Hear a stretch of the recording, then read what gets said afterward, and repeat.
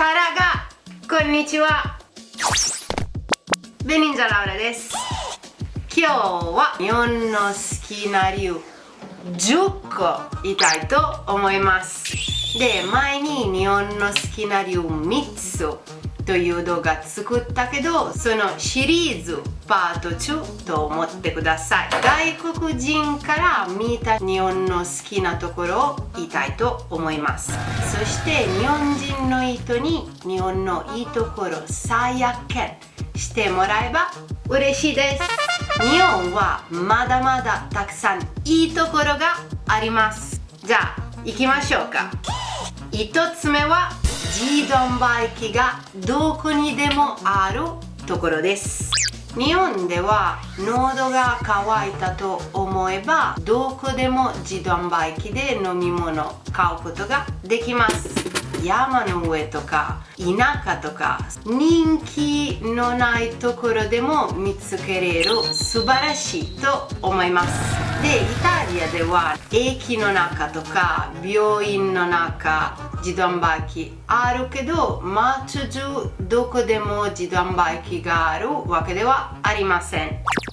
2つ目はレストランで水は無料でもらえるところ。イタリアではその食事の時の水はミネラルウォーターです。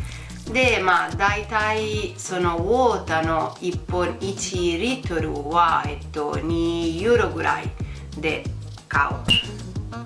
プラスもし水道水頼んだらそれもお金がかかります。無料ではありません。3つ目は日本の神社が大好きです。日本の神社に行くと平和な気分になり、すごく気持ちいいです。私にとっては日本の神社はパワースポットでスピリチュアルな気分になります。日本で各地いろいろな神社があるから、そのような場所を訪問するだけで楽しいです。特に私、日本の神社何が好きなんか、その広場の部分、庭の部分、神社の部分とよく愛知も考えれていてすごいと思います。4つ目は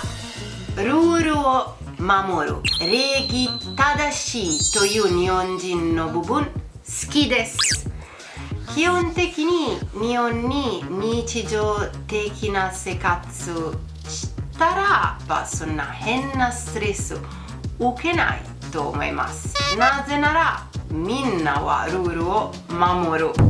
海外ではイタリアも含めて変な人、ルールを守らない人いるね。日本では例えばスーパーの中でとか電車の中でみんなは列を並びますし、ルールを守らない人を見つけるのは難しいと思います。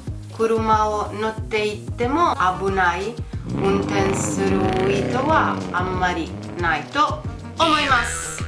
5つ目は日本の食べ物大好きですよ。じゃあ特に好きな食べ物は何ですか？おでんで、おでんの中でも大根、その後すき焼き、その後刺身で、刺身の中でホタテとカツオのたたき。これは好きすぎて言わなくてもいいレベルでは焼肉。6つ目は静かなところ大好きです。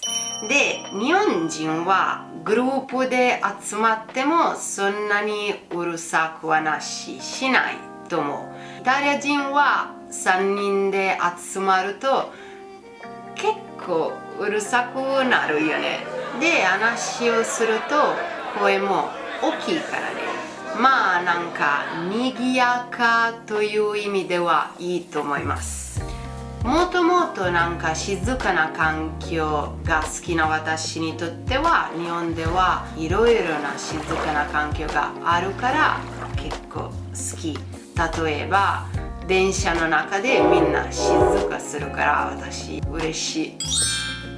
7つ目は冬の時こたつを外国人に説明するとこたつは暖かいテーブルでいいんじゃない？暖かいテーブルだね。イタリアにはない。やっぱ私にとっては、例えば仕事をする時も食事食べる時もこたつ使えば快適な気持ちになります。その後こたつで寝てしまっていて起きた時にすごくリラックスした気分になります。8つ目はカラオケ大好きです。個室でカラオケのセットがあるから大好きです。海外ではみんなの人前で歌を歌ってカラオケタイプあるけど、やっぱ日本では友達同士で貸し切りにできるカラオケがあるから結構すごいと思う。もう一つのことはなんか飲み物とか食べ物とか電話でオーダーできるから超面白いと思う。思う存分に自分の歌を歌ってストレスは発散できます。鳥貴族行ってクラブ行ってカラオケ行ってラーメン食べて帰るのが京都で私の土曜日の遊び方でした。9個目はダイソーです。ダイソーすごい。やっぱ100円でそんないろいろなこと買える。信じられない。で、私は基本的に何か欲しいかと思ったらとりあえずダイソーに行く。なぜなら安いし質もいいし、こんなところ世界中探してもないと思います。10個目は漢字。私は漢字大好きですよ。